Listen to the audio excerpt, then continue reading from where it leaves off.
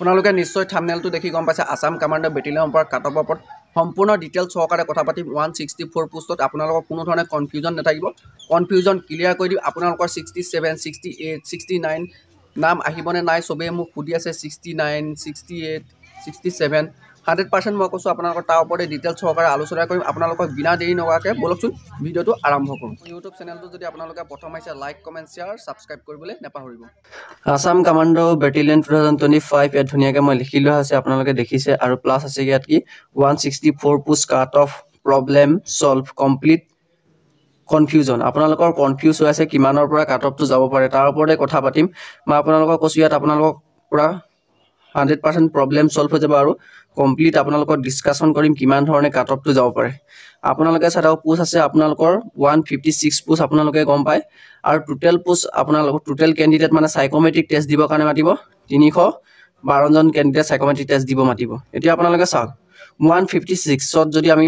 দুইয়ে পূৰণ কৰি মানে ডিভাইডেড কৰি দিলে আমি পাম 312 জন মানে 1:2 কে যদি মাতে এটা পোষ্টৰ এগেইনষ্ট তেতিয়া আমি 312 জন ক্যান্ডিডেট সাইকোমেট্ৰিক টেষ্ট দিবলৈ মাতিব এটো চাওক 1:2 312 জন ক্যান্ডিডেট সাইকোমেট্ৰিক টেষ্ট দিব মাতিব আৰু ইয়াত আছে এতিয়া অল আসামত কিমান নম্বৰ পাইছে মই কৰিম 70 প্লাস মানে 71 72 73 74 ইয়াত লিখি লৈছো অল আসামত এতিয়া লৈকে 70 30 জনে পাইছে মানে 70 প্লাস মানে 70 প্লাস 30 জন আপোনালোকে ধৰি লওক আৰু প্লাস আপোনালোকে ধৰি লওক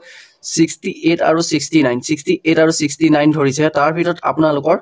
130 জন ক্যান্ডিডেটে আপোনালোকৰ 68 আৰু 69 পাইছে বুলি আপোনালোকে ধুনীয়াকৈ ধৰি লওক আৰু আছে আপোনালোকৰ 67 আৰু 66 আৰু আছে 67 আৰু 66 আৰু 152 ক্যান্ডিডেট মানে আপোনালোকৰ 152 ক্যান্ডিডেট জনে মানে 67 আৰু 66 পাইছে বুলি আপোনালোকে ধৰি লওক এতিয়া আপোনালোকে নিশ্চয় গম পালে যে কাট অফটো ইমানৰ ভিতৰতে থাকিব আৰু কিছুমান কাষ্ট ইয়াতকে কম কাট অফ যাব কিমানৰ ভিতৰত কাট অফ যাব মই আপোনালোকক জনাম আৰু কাট অফটো মই যে কলো যে ইমান ক্যান্ডিডেট মাতিব আপোনালোকৰ 70 ৰ পৰা 71 73 এতিয়ালৈকে খুব বেছি অল আসামত 30 জনে পাইছে আৰু আপোনালোকৰ 68 আৰু 69 অল অসমত এতিয়ালৈকে আপোনালোকৰ 130 জন মান আপোনালোকে ধৰি লওক আৰু 67 আৰু 66 পোৱা 152 জন ধৰি লওক তেতিয়া আপোনালোকৰ সাইকোমেট্ৰিক টেষ্টৰ 1:2 যদি 2 কে মাতে 312 জন আপোনালোকৰ 100% মাতিব অফিচিয়ালি নোটিছত উল্লেখ আছে 312 জন আৰু এটা অফিচিয়ালি নোটিছত আপোনালোকৰ উল্লেখ আছে তো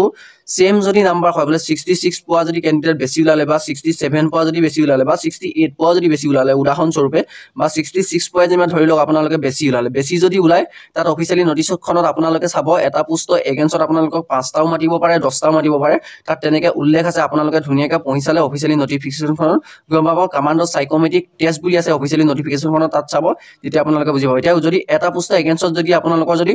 মানে 5টাকে তেতিয়া মাতে যোৱা বছৰটো 5টাকে মাতিছিল এটা পোষ্টৰ এগেইনষ্টত তেতিয়া আপোনালোকৰ 780টা ক্যান্ডিডেট হলে বহুত ক্যান্ডিডেট আৰু আপোনালোকৰ এবাৰ চান্স আছে কমান্ডো পোষ্টটো বহা বহুতে চান্স আছে পোষ্টটো 100% বাঢ়িবলে আৰু প্লাস আপোনালোকৰ পোষ্টটো বাঢ়িবই আৰু প্লাস আপোনালোকৰ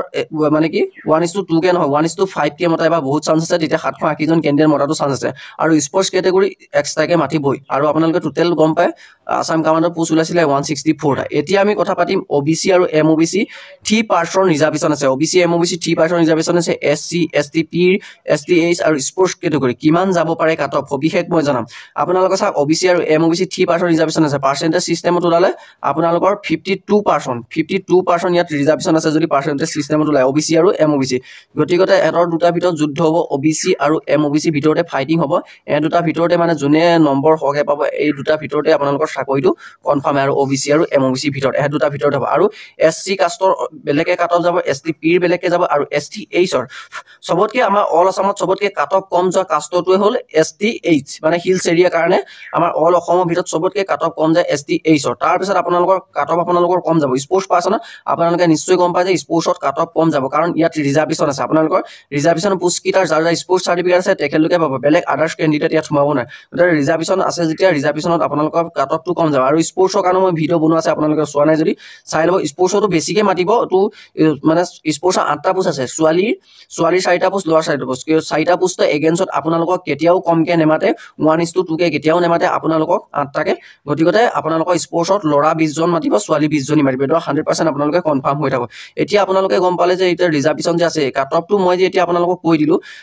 সেম যদি 66 পইণ্ট যদি বেছি পায় তেতিয়া লাগে এটা পোষ্ট এগেইনষ্টত 5টা কমাই দিব এতিয়া বুজি পালে এতিয়া চাওক অল আসামত 30টাই পাই আছে 30 জনে পাই আছে 70 প্লাস আৰু আপোনালোকৰ 68 আৰু 69 এ পাইছে 130 জন আপোনালোকে গম পালে আৰু 67 আৰু 66 পা 100 52জনে কেণ্ডিডেটে পাইছে গতিকে কাট অফটো আপোনালোকে এতিয়া নিজে আইডিয়া কৰকচোন 66 সামথিঙৰ পৰা চান্স আছে আৰু 60 তলতো কাট অফ যাব যে কাষ্ট লৈ তলত কাট অফ যাব আপোনালোকৰ ST H মই ক'লো ST H ৰ কাট অফটো কম যাব এতিয়ালৈকে আপোনালোকে নিশ্চয় বস্তুটো বুজি পালে মই কেনেকৈ বুজাই দিলো এই কাট আপোনালোকে কনফিউজ এতিয়া মই ভাবো কাট অফৰ ওপৰত কমাণ্ডো কনষ্টেবলটো 164 পোষ্টৰ ওপৰত কাট অফৰ ওপৰত আপোনালোকৰ কনফিউজ নাই তো কনফিউজ হ'ব নালাগে আৰু বেলেগ ভিডিঅ' চাই তেনেকৈ লাভো নাই ইমানটো ভিতৰতে আপোনালোকৰ কাট অফ যাব আপোনালোকৰ 100% কনফিউজটো কমপ্লিট হৈ গ'ল বুলি মই ভাবিছো আৰু যদি মোৰ ইউটিউব চেনেলটো যদি আপোনালোকে প্ৰথম পাইছে লাইক কমেণ্ট শ্বেয়াৰ ছাবস্ক্ৰাইব কৰিবলৈ নাপাহৰিব আৰু যিমান পাৰে এই ভিডিঅ'টো আপোনালোকে শ্বেয়াৰ কৰি দিয়ক লাগিলে ছাবস্ক্ৰাইব নকৰিব শ্বেয়াৰ এইটো কাৰণে কৰি দিব যে কৈছো যাতে সবৰে যাতে কনফিউজ আছে মই বোলে 67 পাইছো মই বোলে 66 পাইছো বা মই বোলে 66 পাইছো বা 67 68 নাম আহিবনে নাই বহুতে কনফিউজ আছে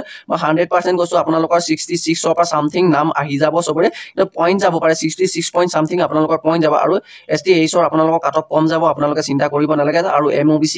আৰু OBCও তেখেতলোকৰ কাট অফ কম যাব কাৰণ কেলে ৰিজাৰ্ভেশ্যন আছে গতিকে এতিয়া আপোনালোকে মোৰ ভিডিঅ'টো চাই ভালকে বুজি পালে নাই আপোনালোকে কমেণ্ট কৰিব আৰু মোৰ ইউটিউব চেনেলটো যদি প্ৰথম পাইছে লাইক কমেণ্ট শ্বেয়াৰ ছাবস্ক্ৰাইব কৰিবলৈ নাপাহৰিব আৰু নেক্সট টপিক কিহৰ ওপৰত ভিডিঅ' লাগে আপোনালোকে মোক কমেণ্ট কৰি জনাবলৈ নাপাহৰিব